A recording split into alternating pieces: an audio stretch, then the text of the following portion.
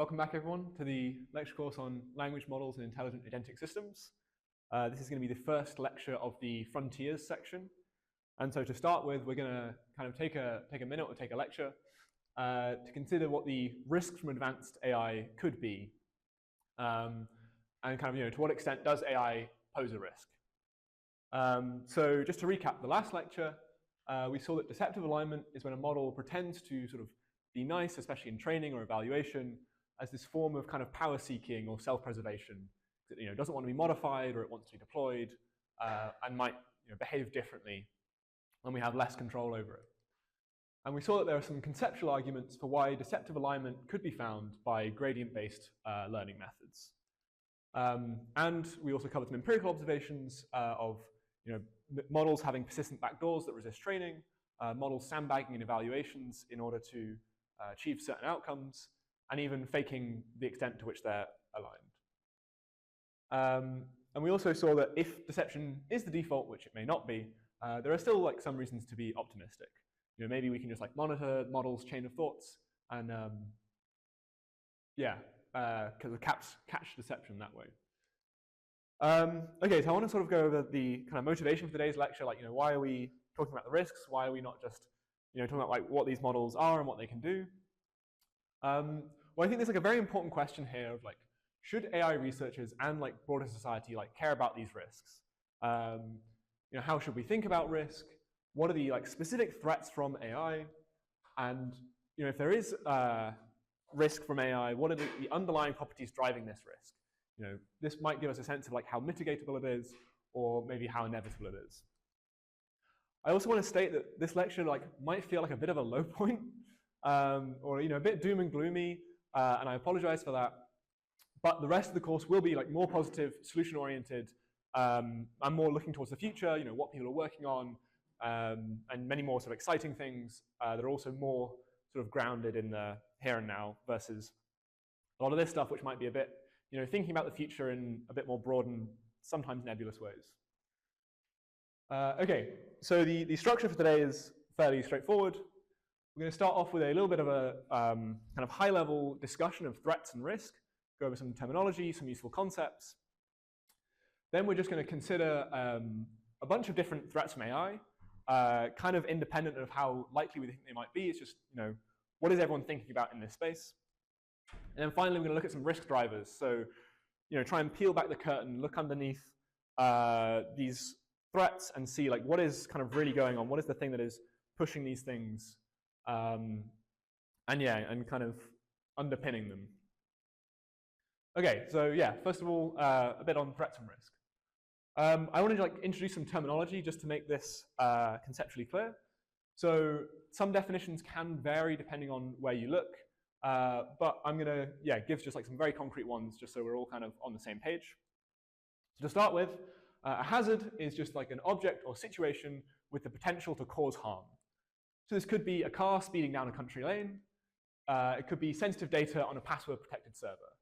Now, in and of themselves, in these situations, nothing is going wrong, but we can kind of see that there are things that maybe could go wrong. And so, that's a hazard. There's also an incident, which is a specific harm-causing event.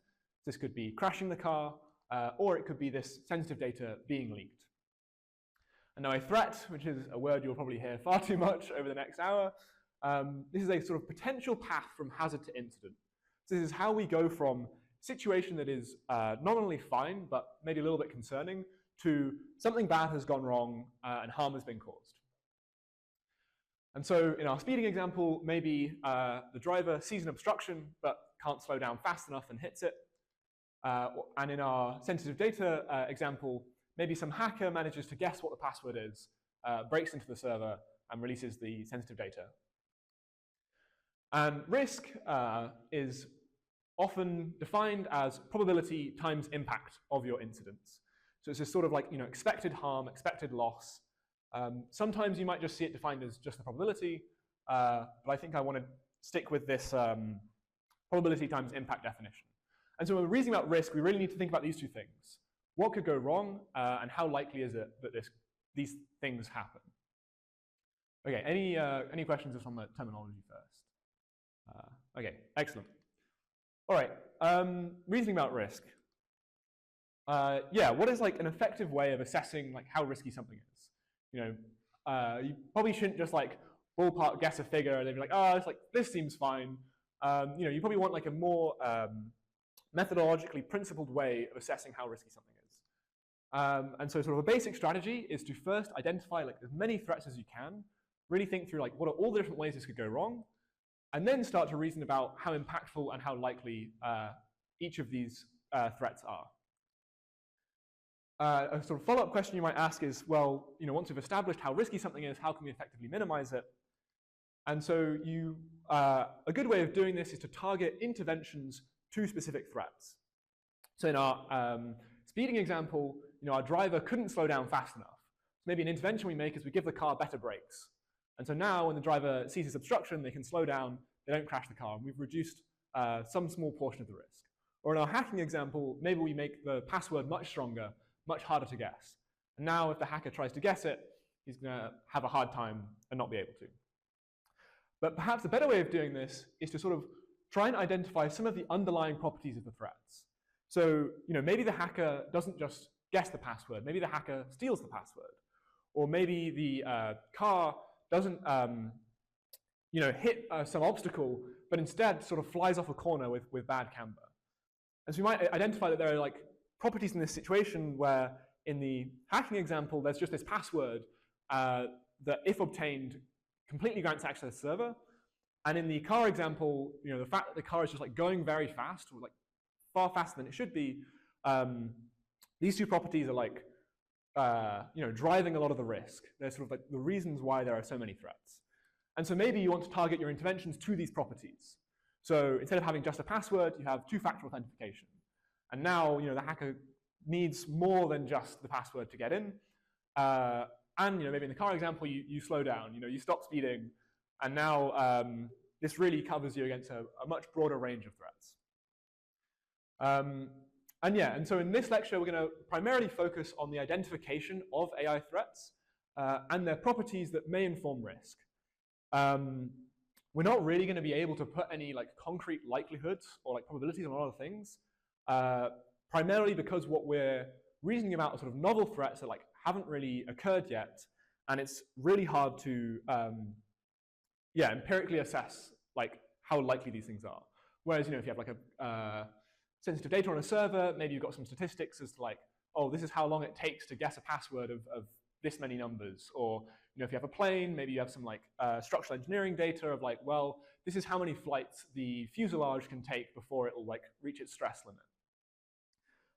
So because of that, we're mainly focusing on this, identifying threats and what properties they have. Okay, just some like useful and common concepts that might help us out. The first one is threat modeling. So this is like a term like primarily used in cybersecurity, but I think it's like broadly more useful. And this is basically what we were talking about when we were saying, identify and prioritize any like potential threats in the system. You might hear the sort of like phrases or framings of like attack vectors or attack surface. So in this case, like an attack vector is maybe like a specific threat, a specific thing that could go wrong, and then attack surface is like some sort of like property of the situation or of the hazard that is enabling a lot of attack vectors. So in our cybersecurity example, because we've got the data on a publicly accessible server, even if it's password protected, this is like got a lot of attack surface. And if we didn't have this server, or if it needed more than just a password to get in, we would like reduce this attack surface. Whereas if we just make the password harder to guess, we're just like preventing a single attack vector. And so often in threat modeling, you try and think more in terms of attack surface than attack vectors. Like what are the properties that are driving the risk in this situation? You might also hear the Swiss cheese model. This is often what you do when you kind of can't handle mitigating the underlying properties, and instead you sort of have many different mitigations that are all trying to minimize the risk of lots of different threats. And I think in AI safety and in other areas where risk is concerned, or sort of discussed, this Swiss cheese model is used as a framing for like how they're going to stop bad outcomes from happening. Like many layers of defense, not rely on any single one. Okay. Another thing I'm going to talk about is like failure narratives. You can think of a failure narrative as just like a threat that's just sort of more fleshed out.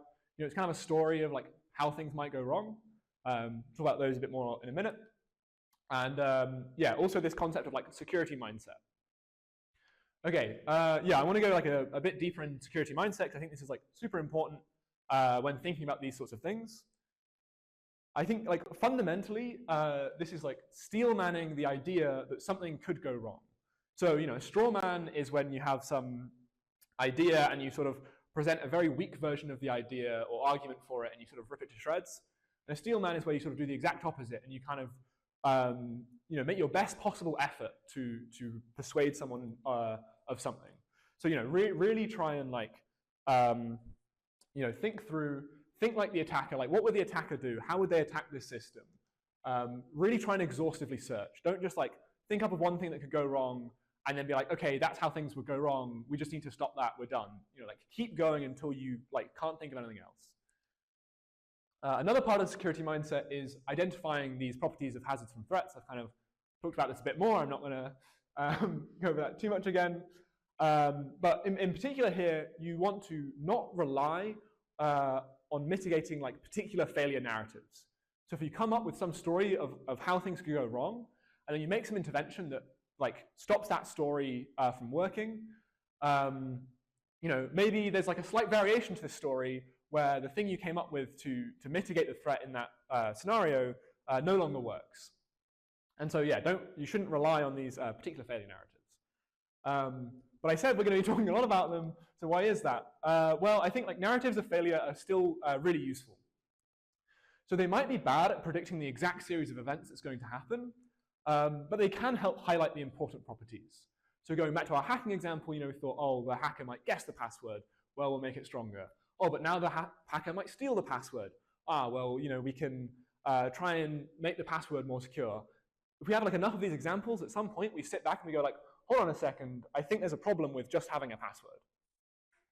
And so this is what really makes just trying to think up of threats and build narratives of failure useful, even if we don't manage to think up of the exact things that will happen. Okay, any questions on everything I've talked about so far? This threats and risk stuff. Okay, excellent. Yeah, I kind of giving all this just to give you kind of maybe a good mental framing for thinking about the other stuff we're going to be talking about. So hopefully this was all helpful. Okay, yeah, AI threats. This is kind of going to be the bulk of today's lecture. So I want to preface this with a few things. The first is like, if we sit down and we try to come up with a really long list of threats, we're like probably going to come up with a bunch of them. If you try really hard to think up of things, you'll probably think up of a few. But this doesn't necessarily mean that they're all likely. Some might be more likely than others, but maybe some don't matter at all. And it also doesn't mean that it's impossible to prevent them all. So take like a plane. You could ask someone in like 16th century, 17th century, maybe even like 18th century, like, oh, we would have these, in the future we'll have these like flying machines, and they'll take people all over the world. And then, that person might sit there and be like, oh, hold on, but like this might go wrong and this might go wrong. And like, what if this happens and this happens? And they could come up with like loads and loads and loads of reasons as to like why planes just like shouldn't work. They should just like always crash.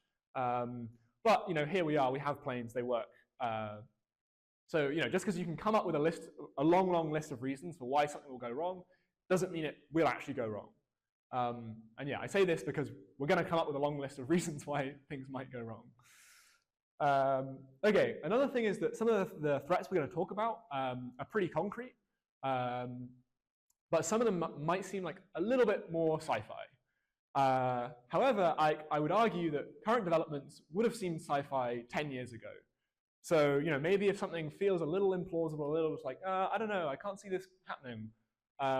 Yeah, maybe we should sort of like take those intuitions with a pinch of salt and be like, well, the current day has already verged a little bit from the path people thought it maybe would take in the past. Yeah, we're also not going to be sort of comprehensive. That would take too long. but I do think that the threats I'm going to talk about today do touch upon the majority of failure scenarios that people within AI and people sort of within risks from AI are thinking about. And finally, we're not going to focus on mitigations. These do exist. Lots of people are exploring them, but this is not the focus of the lecture. Yeah. Okay, so I'm primarily going to be basing the threats I talk about off this report, which is an overview of catastrophic AI risks that was put together by the Center for AI Safety in 2023. It's a pretty long document. I think it's quite comprehensive. If you want more citations for things or more references for all the stuff that I'm talking about today, I'd recommend you kind of go there. They've got about 150 references covering pretty much everything we're going to be talking about. Yeah, and so they break things down into kind of like 4 big categories. So it's like malicious use, AI race, organizational risks, and rogue AIs. Now, for the purposes of this lecture and for the purposes of giving an exposition on these threats, I've deviated a little bit slightly from this like 4-part narrative, but I just want you to know that, like, if I'm saying something and it's not under the header of one of these, it is sort of in there somewhere. Yeah, they go into like quite a lot of detail on each of these. Okay, so let's start off with the first one, which is malicious use. Now, I think malicious use kind of comes in 2 broad flavors. The first one can be thought about from the first one kind of stems from the fact that there are people that exist who, if they were given a button that would said, this button destroys the world, would press it. And these people are called doomsday actors, if you want like the sort of fancy name for them. So this could be like fanatical groups, it could be terrorists, it could be disenfranchised individuals, and like empirically these people exist. And often their capability is limited. So, they may be well connected, they may be like have the reasonable resources, but often, if you look at the history of these sorts of people and what they've done, thankfully they've all failed, but a sort of common thread of their failure is they're just incompetent, right? And this is kind of worrying because if AI is going to give them anything, it might give them, the ability to have more knowledge and more ability to reason about creating dangerous things. So yeah, I kind of like key concern here is that AI might uplift people's ability to create CBRN threats. So a CBRN threat is just like chemical, biological, radiological, or nuclear, kind of weapons of mass destruction. Yeah, I think AI uplift on radiological and nuclear weapons is like not too concerning because you need like a large amount of infrastructure and basically state power in order to create these. Chemical weapons can be very kind of like deadly and very dangerous, but they're very difficult to scale to like the entire world. However, biological weapons are in this sort of sweet spot, for lack of a better term, of a small group of people can develop them, and you could have something like COVID, even worse, that could affect the entire world. And so engineered pandemics are like particularly concerning here. In the overview of catastrophic AI risk, most of the malicious use is spent talking about engineered pandemics and biorisk. Just as like some little bit of empirical evidence, because I want to try and give empirics where I can. OpenAI's O1 model, in their system card, so their like report on what it could do, they reported that it could help PhD students in relevant fields to create biological threats. Yeah, I think this is like quite concerning. It's not quite at the level where it can help the average layperson, and even if it could, you do still need access to a lab. Often there's lots of like tacit knowledge or like physical skills involved in bioengineering that might be very hard for an AI to teach someone. But still, I think the fact that it's like already at the level of managing to uplift PhD students maybe indicates that we're like not that far away from a world where it could uplift the average person. Another way in which rogue actors or doomsday actors might cause intentional harm is that they could unleash a rogue AI intentionally. I'm going to talk about rogue AIs a little bit later, but it's sort of important to bear in mind that like one attack vector in the rogue AI space is somebody just like intentionally creates one. And like this has already kind of happened, or at least some people attempted this. So when GPT-4 came out, a group of people made this thing called Chaos GPT. They gave it the explicit goal of like destroying humanity and like wrecking havoc. I think it just like posted some stuff on Twitter, tried to like compile some resources, but overall, it didn't really have the intelligence, didn't really have the capabilities to cause any real harm. But it's at least an existence proof that people will try this, or might try this. Okay, the other kind of flavor of malicious use, I said there were sort of two, sort of stems from the fact that AI might be able to greatly enhance the influence and control of select actors. So if AI is in the hands of a very few number of people, and AI allows you to get like more things done, do more in the world, have more of an impact on the world, this could create like a very dangerous sort of shift in the power dynamics. And so it could enable or advance things like mass persuasion and control of information. So it could just like mass generate news articles or like Facebook articles or whatever, and just kind of like bombard people with these things. Maybe it could create think pieces to convince people of certain opinions or certain political viewpoints. I say enable or advance because I think maybe some of this is already happening to some extent. It could also help with surveillance. So more like classical AI techniques can help with like facial recognition or like gait recognition. So like profiling someone just on like how they walk and figuring out who they are. And also things like stronger policing. If you have like drone-assisted police forces or like predictive policing, these things can, I think, get quite dangerous. And so broadly, these in turn enable greater threats to liberal democracy. So the primary one here, I think, is entrenching a totalitarian regime. So some government basically uses AI in order to gain fairly comprehensive and complete control over its populace. And okay, this isn't like everyone dying levels of bad, but depending on your political viewpoints, this like might get quite close to this.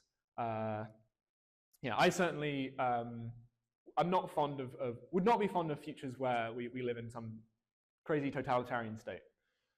But it's not just this isn't just like the only way this might happen.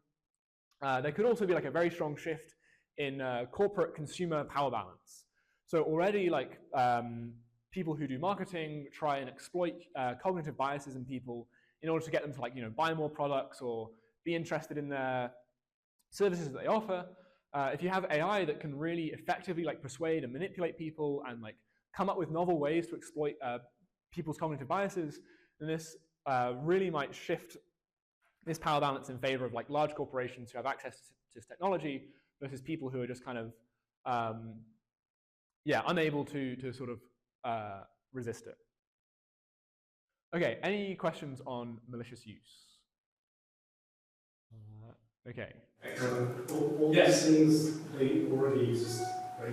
Yeah. Just the ability to scale them. Yeah, I think so. So, yeah, there's maybe a distinction to be drawn in the sort of space of AI threats of like things that are sort of already concerning that AI would just massively accelerate versus like actually novel things that AI like brings to the table that wasn't there before. And I think all this like malicious use stuff is definitely in the former camp. But I think it could have quite a massive acceleratory effect. Any other questions or comments? If you want to, at any point, stick a hand up and be like, "Oh, I don't believe in this. This seems ludicrous." Feel free. Okay, excellent. Warfare. So AI and sort of zooming out a little bit, drone technology can really increase the development and deployment of lethal autonomous weapons throughout the world. And so this could lead to much more destructive wars. The argument is sort of fairly simple. If your weapons are more powerful, you can do more damage with them.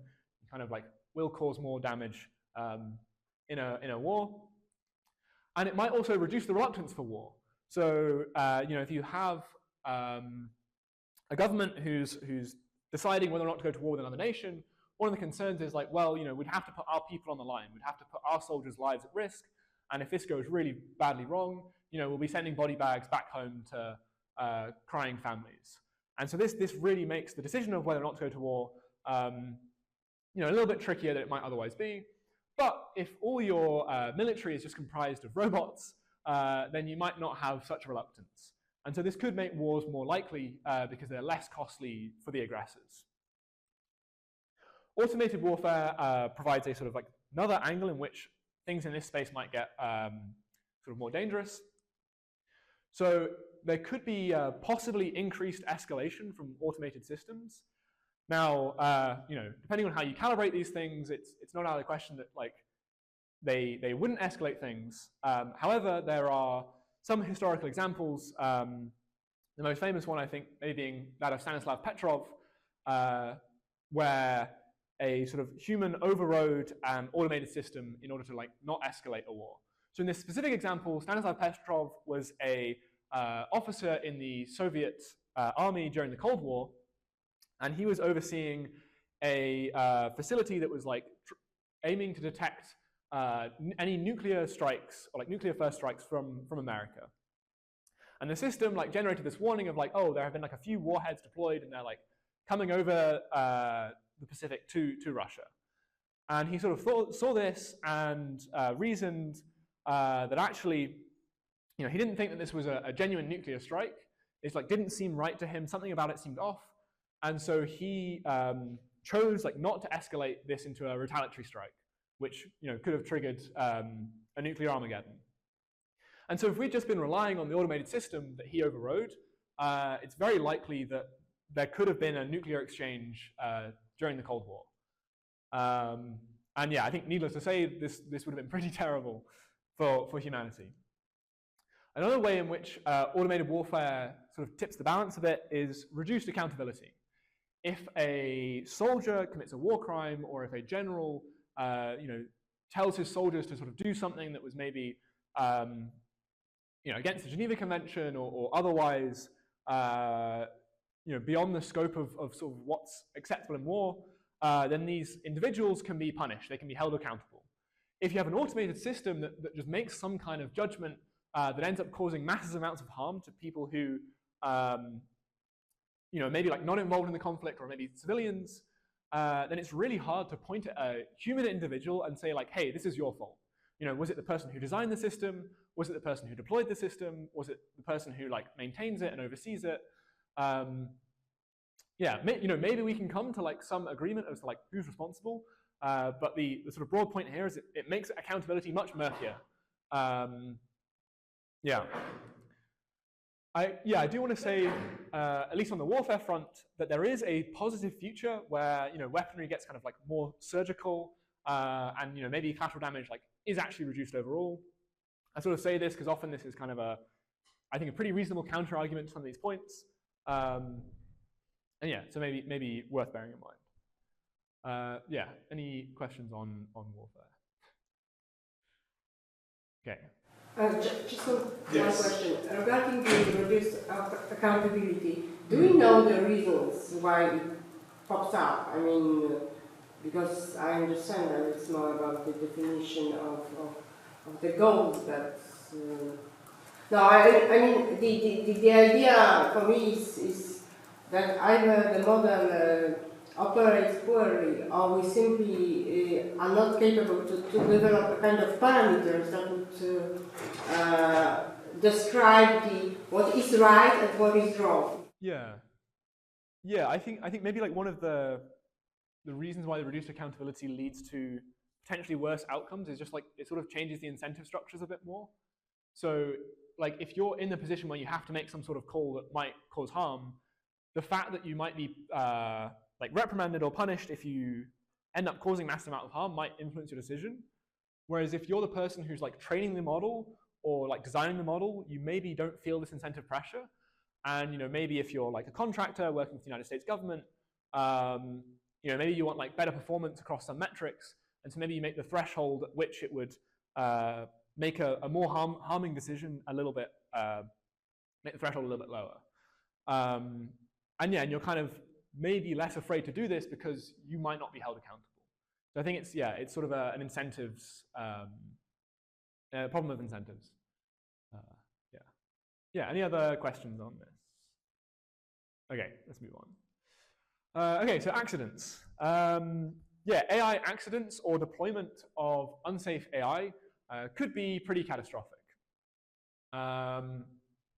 Yeah, when OpenAI were training GPT-3 and they were trying to do the reward modeling, make it helpful, harmless, honest, they had a sign error on the reward signal. And they left it overnight training with the negative reward. And when they came back, they had this horrific model that was just like spewing profanity and sexually explicit content. Thankfully they spotted this, fixed this before they deployed it.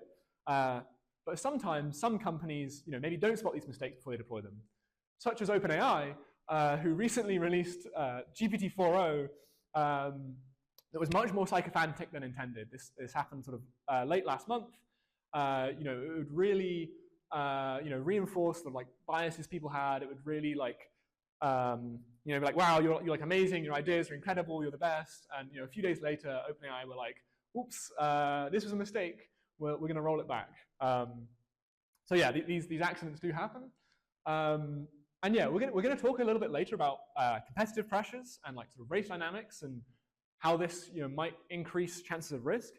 But it's important to note that catastrophic accidents can occur even when competitive pressures are low. So a really good example of this was the Challenger space shuttle. So NASA ran this, I think it was Teacher in Space program, where they selected from 10,000 applicants a school teacher to go on the Challenger space shuttle and go into space. And so because of this, there were millions of people watching from around the US and around the globe, and a large number of these were school children. And so NASA had very, very strong incentives in order to make this not go wrong and make the launch of the Challenger space shuttle be as smooth as possible. They weren't really under that much pressure. They weren't racing Russia at this point. It wasn't as though there was some other Challenger space shuttle launch that they were trying to get ahead of. They had just a lot of incentive to get it right, and not much pressure to cut corners. And yet, when the Challenger space shuttle launched, 73 seconds after liftoff, it exploded and it killed everyone on board.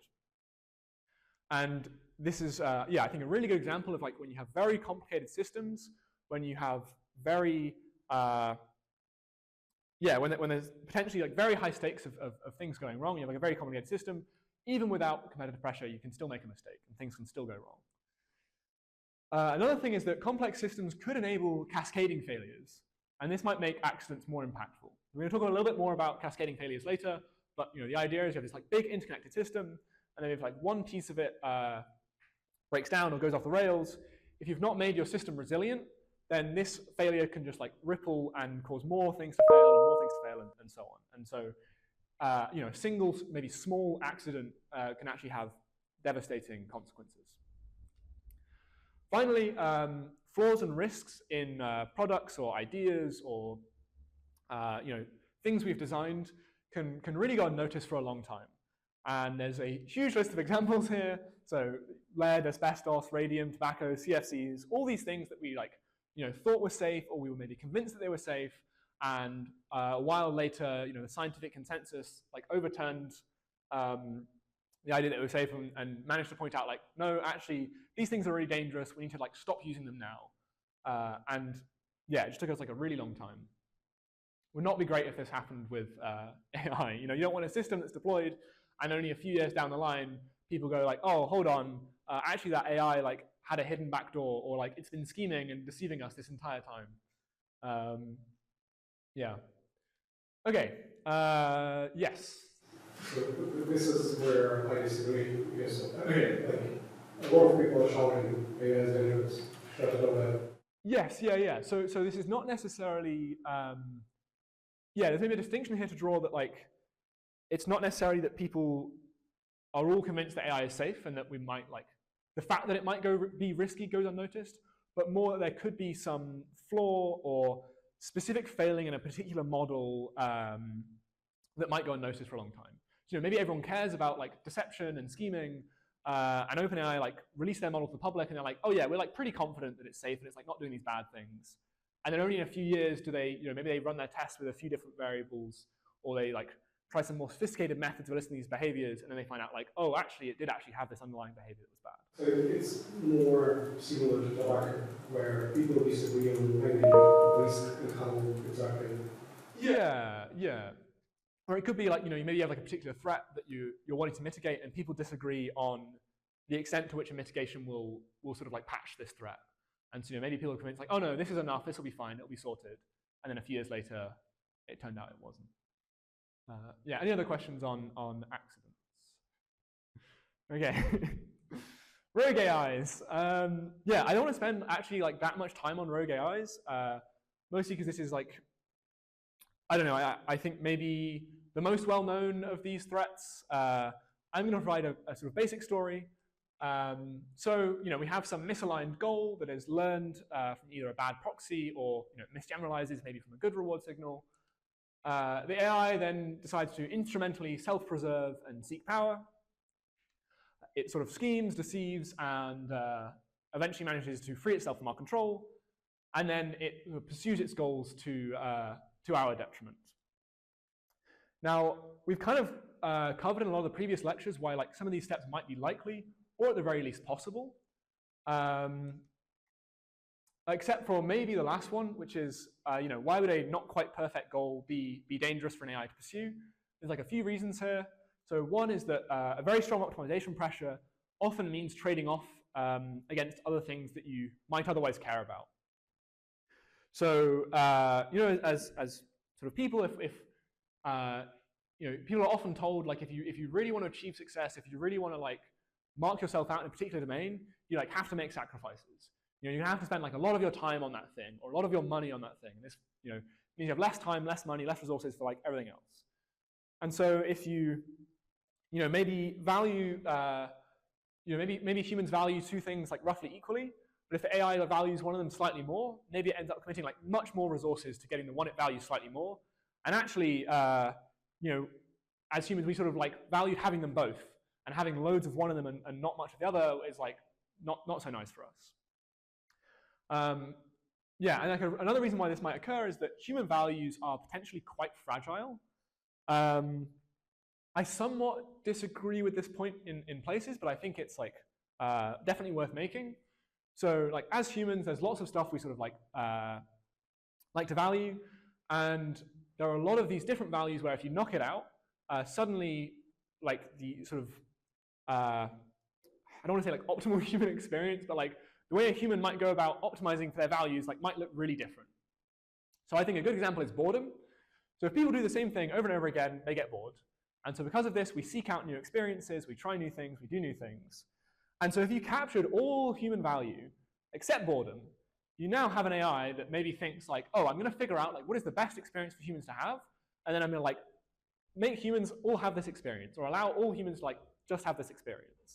And we sort of like have this, and then we're bored, and then we're like, okay, this is just terrible. I'm being subject to my favorite movie till the end of time. Like I'm sick of this. Get me out of it. Maybe some other values kick in, and the AI like realizes we're distressed, and it doesn't do this. Hence why I think this is like maybe a bit more of a shaky point. But I think it's worth noting that like human value is not simple. It's this massive, large, complex thing, and we kind of need it all in order to be. It sort of all depends on each other in some ways. Okay, and yeah, finally, instrumental behaviors just sort of on their own might lead to our own disempowerment. So if the AI is just like really wants as much power and resources as it can have, this just is going to take away power and resources from us, and so we'll at the very least be disempowered and be unable to sort of affect the world because the AI will kind of have that in its control. Yeah, there are like a lot of other variations on this story that you might find. Yeah, I think like some versions of it are maybe like more likely than others. There is also a world where like maybe Claude schemes, escapes, whatever, but then just sort of like does its own thing, or the future we end up with is maybe just like not quite perfect, but like maybe still pretty good. So yeah, so I think there are maybe like some reasons that to not be super worried about this particular threat. Any questions on rogue AIs? Excellent. Okay. Yeah, I also want to talk about a bit more the sort of threats that come when you have widespread deployment of an otherwise pretty solid system. So let's imagine we're in a society where we have lots of reasonably well-aligned AI systems deployed like pretty much everywhere. And like everything seems to be going pretty well. There's no obvious sort of like single agent, single actor catastrophes. You know, there's no accidents. There's no like rogue AI that escapes. None of that sort of thing. And so now we can sort of ask ourselves, like, you know, what could go wrong? Like, what's sort of left to go wrong in this sort of world? Well, one is that there might be some sort of like correlated and cascading failures, or failure. You know, I said that there might not be any accidents, but there are other ways these can happen. Another is that we might just sort of like go out with a whimper, kind of related to disempowerment. And finally, there might be just some broader societal impacts. So now I'm going to like go through each of these in a bit more detail and flesh them out. So this first, correlated and cascading failures. So you know, modern society is like pretty reliant on the internet and electricity. I think if like we lost all of the internet, like if the internet went down or like the electricity grids got fried, we'd probably struggle to deal with this as a society. I don't think it would be like, you know, game over, but it might take us quite a while to like get back on our feet and get back to the point we are. And so, yeah, you know, sorry. What if we were hit by a large solar flare? So in the 19th century, there was this Carrington event, this massive coronal mass ejection, came from the sun, hit our magnetosphere, and it caused huge power surges all around the world. And we were mostly fine because we weren't that electrified back then. But if something like this hit today, we might experience this just like massive correlated failure, just like all electrical systems all kind of going down at once. Okay, another feature of our modern world is that it's pretty reliant on complex financial systems. And these are somewhat volatile and can be prone to black swan events, such as the 2008 crash. And this is sort of, yeah, the sort of property here is you have this like very complicated interconnected system with like lots of feedback loops that is maybe moving far faster than humans can kind of think and reason about it. And so these failures can kind of like spark and cascade before anyone can really put a stop to them. And the argument I want to make is that AI kind of has both of these issues. So it could become this very widespread single point of failure where something like a solar flare could take it out. And it could also become this very complex and volatile self-interacting system if you really deploy these things into lots of different facets of society. And we don't take the necessary precautions that make this system robust.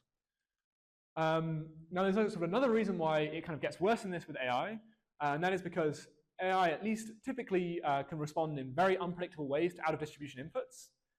This is maybe less of an issue now with language models, but certainly the early language models with sort of glitch tokens or adversarial attacks on vision models, this is quite a prominent issue. And so if we have lots of AIs embedded in society that start to fail, this could actually start to cause a distribution shift in how society looks. If these models are trained to operate in sort of like business as usual conditions, but suddenly things start to go down or more and more systems start to fail, this might kind of like throw them off, throw them outside their training data, and they might start to behave more erratically, and they might start to make more mistakes. And this could in turn cause more AIs to fail. And so we have this like other attack vector where this like cascading failure could happen. Yeah. Okay. I'm gonna put your hand up if you have a question. I'm gonna kind of like try and get through things, otherwise we might run out of time. Okay, going out with a whimper. Let's imagine we're in a world where AI excels at optimizing for easily measurable metrics. So profit as a proxy for consumer value. There's more of a focus on appearing good rather than doing good. And the world like rapidly becomes more and more complex. It's more and more difficult for humans to understand what's going on. And we lose our ability to correct misalignment failures. And this might happen very slowly. Maybe early on we notice like, oh, the AI was optimizing for X, but we actually cared about Y. And so now we've got it optimizing for Y. But we're always still like just moving the goalpost onto like another measurable metric, and we never quite get it fully right. And eventually, with this world becoming more complex and difficult to understand, we kind of like are no longer able to correct this. And many layers of AI in society sort of further obscures our view and reduces our control over what's going on. And so eventually, if you sort of take this narrative out to its limit, we end up with like absolutely no control over society, and the trajectory is just determined by the optimization of these flawed proxies. Now, I've gone through this like maybe a bit fast for this to feel that plausible. So I'd encourage you to, if you're interested in this particular threat, to read What Failure Looks Like by Paul Cristiano.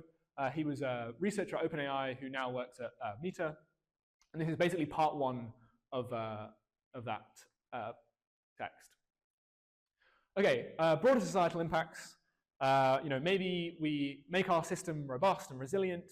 Maybe we make sure that actually things are optimizing for the right thing and not these measurable proxies. What is left now? What could still go wrong? Well, there might be potentially huge job automation.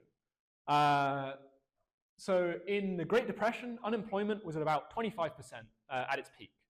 And needless to say, this had pretty profound impacts on people's well-being and sort of the economy. And if you were to look at a list of jobs by number of people employed, just in like the US, and you kind of go through and you sort of ballpark, like, yeah, AI could probably automate like this sector entirely, or like, oh, maybe AI could take like half of the work of this sector, and you sort of go through it. I think you end up at like AI feasibly automating like maybe 50% of all US jobs.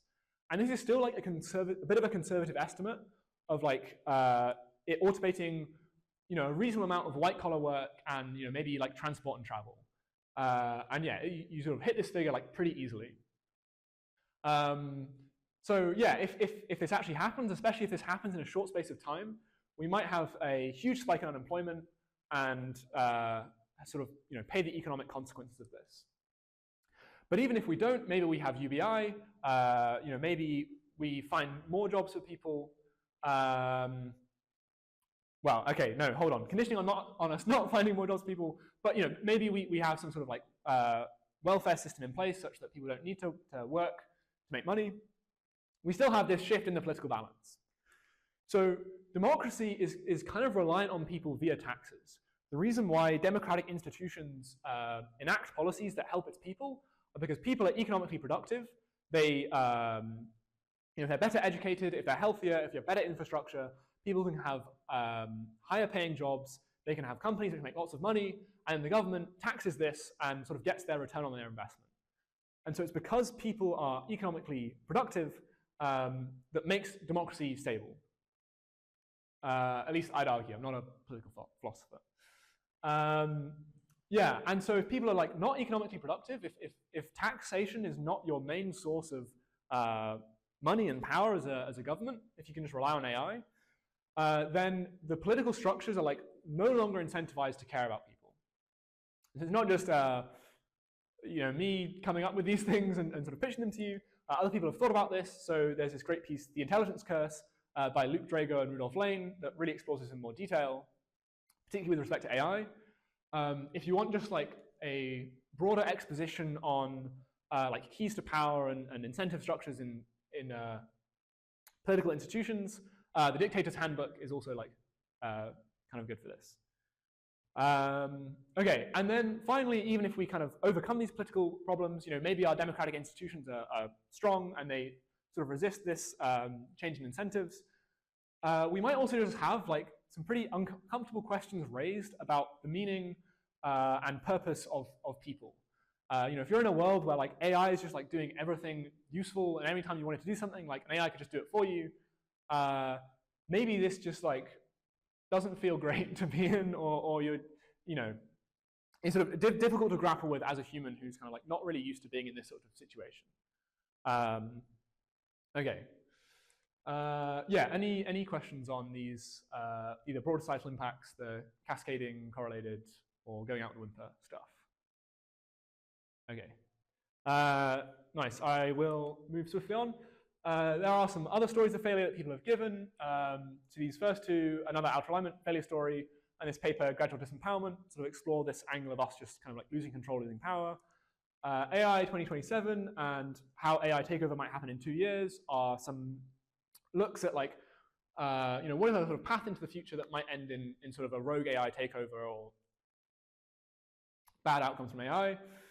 And finally, AGI and lock-in is a good piece examining this idea of like value lock-in, like what if our current moral values get sort of set in stone?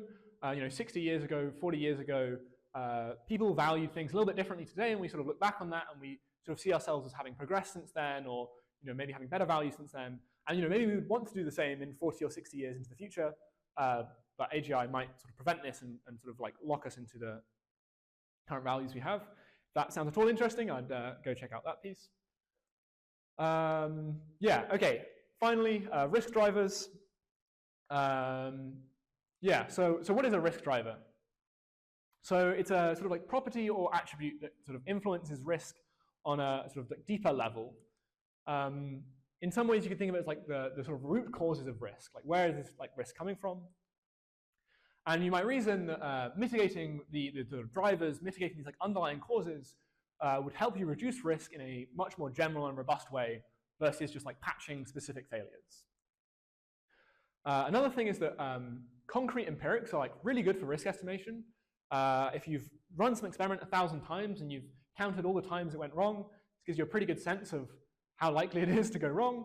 But the problem with a lot of the threats we're talking about today is that they're very novel. We can't really test them, we've not really seen them before, and so this makes it very hard to estimate how probable they actually are. And so risk drivers are maybe a way of giving us a sense of the pressures towards dangerous outcomes. And so even though this doesn't give us like a numerical foundation for these probabilities, it might allow us to sort of like calibrate our intuitions. We can get a feel of like what's causing this. Maybe we're able to like better reason as to how inevitable or how avoidable something is. Okay, so the first risk driver I want to talk about is race dynamics. So in general, this is like beating your opponent to the finish line. So in like the corporate world, you have a bit of a first mover advantage. Deploy the product first, reach the top of the benchmarks first. This kind of gets you clout, it kind of gets you brand recognition, all these sorts of things.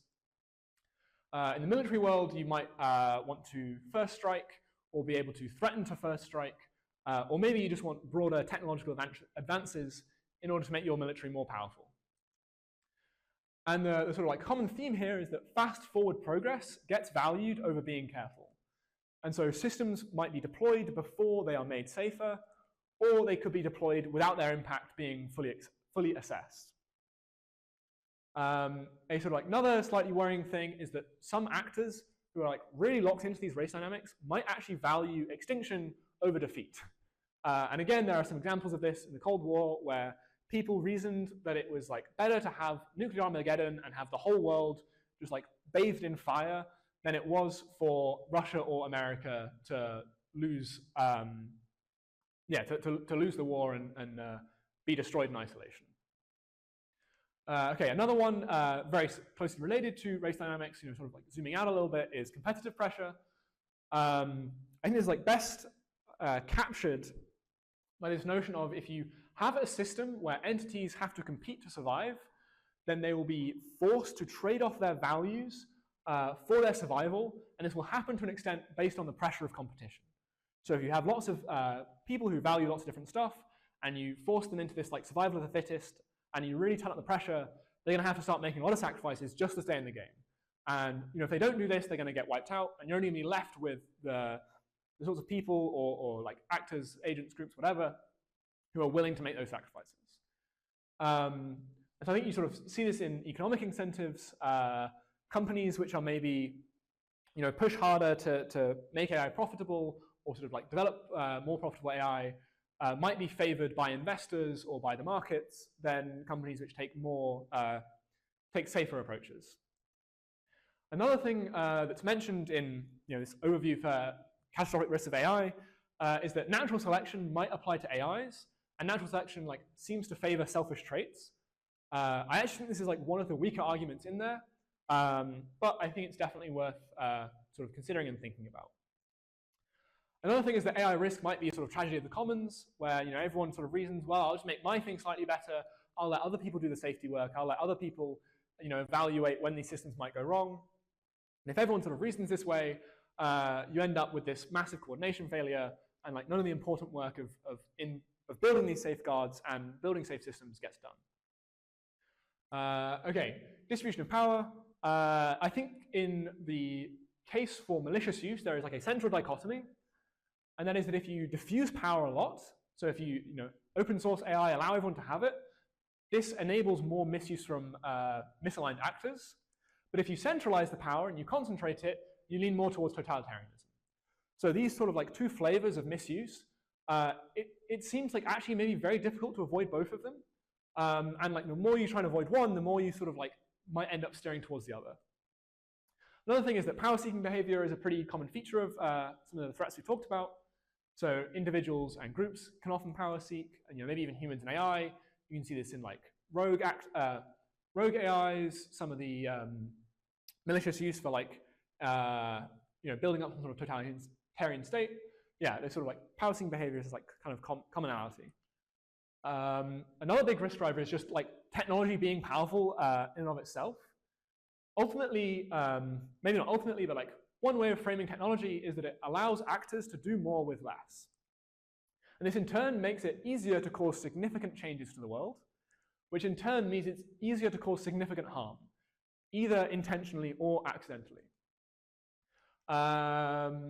Yeah, another way in which sort of powerful technology makes things a bit more risky, a bit more dangerous, it's like very difficult to control something which is smarter than you. This is particularly relevant for the case of a rogue AI. If you have this rogue AI and you're like trying to contain it, or you're trying to control it, or maybe like run some evaluations before you're convinced that it's safe, maybe because it's smarter than you or could be smarter than you, it spots some flaws in your defenses that you missed and manages to get out. And another thing here is that we like might only get one attempt to align something that is really super intelligent. The current models, like if we notice in their chain of thought, they're like reasoning in ways we don't like, if they're being deceptive, if they're scheming, we kind of like switch them off and retry it. But it might be that at some point we reach a level where we really only get one chance to align the models, and if we mess this up, they're going to break out and it'll be game over. Okay, I know it's 12:30, I'm almost done. One last risk driver, and this is lost values. So I think it's like, there's sort of two flavors to lost values. The first one is sort of this good hearts law that we've kind of talked about in previous lectures, and I think seen a fair bit of today. You get more of what you measure, not necessarily the thing that you care about. And if you have a proxy for the thing you care about, even if it's close enough, this might not be good enough. However, like another flavor of lost values is humans often act very myopically. So myopic meaning you sort of like act for the short term and you kind of neglect the long term. So yeah, you kind of favor short-term gains over long-term values. As a sort of anecdotal example people might be familiar with, the classic like, oh, just one more beer. Like you go to the pub with your friends and you're like, yeah, I'll have 1 pint. Then you have 1 pint and you're like, oh, another pint can't hurt. So you have another one, and then this sort of like keeps going, and maybe you end up having far more than you initially planned to at the start of the night. Or maybe if you play video games, you're sort of familiar with the feeling of like, oh, just one more turn on this game, then I'll go to sleep. And you sort of inevitably it is far more than one turn. And it's not just these anecdotal examples. There are also some more rigorous scientific research that's been done on this. And you can kind of show that humans hyperbolically discount. So the value we sort of see in things that through time is sort of discounted at a rate of like sort of 1 over x. So we sort of value things in the far off future kind of much less than we value in the sort of near future. Yeah. Okay. So yeah, we're kind of nearly at the end. So I want to kind of like go back to this question I sort of alluded to at the start of like, does AI pose significant risk? Like, is this something we should actually be caring about? Or are we just going to be completely fine? And yeah, I think there's certainly lots of threats from AI. The impact of these potential, the potential incidents these threats could cause, I think, is pretty high. But the probability of them is pretty hard to estimate. So this like raises a pretty important question of, are the probabilities of these things happening low enough to ignore the risk? I think first of all, we'd have to be very confident that this is the case in order to ignore this. If you want to be convinced, say that if you have a coin that may or may not be biased, and you like flip it a few times, if you're like really confident on like how biased it is, you might have to do like a lot of flips to really like accrue a lot of data. You know, it sort of takes a lot of information, a lot of evidence in order to come to very concrete positions on things. So yeah, if we wanted to say like, be confident the probability is low, we'd need a lot of evidence. We'd have to be very confident. And we do actually already have some evidence of failure in very low stakes scenarios. You know, in the previous lectures, we've covered sort of, you know, admittedly toy examples of, you know, deceptive alignment or specification gaming, reward hacking, this sort of stuff. Also, when we started to reason about some of these drivers of risk, some of them do seem quite strong and maybe like a little bit fundamental, and it's not clear that we'll be able to easily get our way around them. However, I would argue that like there is still a lot of things we can do. As I kind of said at the start, there are mitigations people are working on, people are developing more. So I think this is ultimately a tractable problem. And so I think we ought to care about reducing AI risk. I think it is possible to reduce the risk of AI to a state where we can be fairly confident that the future will be fine, and we can carry on you know, developing this technology and reaping all of its benefits. Okay, it's not all doom and gloom. Global coordination is possible. This might be needed to mitigate a lot of these threats, but you know, we've done it before. We've got the UN, we had the Montreal Agreement on banning CFCs, there's the Nuclear Non-Proliferation Treaty. You know, we can coordinate around things if we really try. Also, a lot of these threats could be pretty well mitigated by, you know, safety practices, understanding how they operate, and just sort of, you know, being more careful as a society and as a culture. It also might be that some of these concerns might be unsubstantiated. There is like a bit of a strong need for more empirical evidence to inform our estimates. We're going to look a little bit at that next lecture when we talk about evaluations. Researchers are exploring strategies of safely getting useful work out of potentially misaligned models. This is called AI control. We'll talk more about that in lecture 14. There are lots of different labs and researchers working on many different agendas, both across safety and capabilities. And so we'll kind of give a sort of overview of those in lecture 15. However, the future might be coming a bit faster than some of us expect. And yeah, we're gonna really explore that in the final lecture. So to recap very quickly, to reason thoroughly about risk, it's useful to adopt a security mindset and identify many of the threats. Whilst not necessarily predictive, narratives of failure can help us identify common properties of threats. There are many ways AI could have a significant negative impact on the world. The drivers of AI risk are quite fundamental, but not wholly unavoidable. And perhaps we ought to care about reducing the risks from AI. Thank you for listening. Any questions?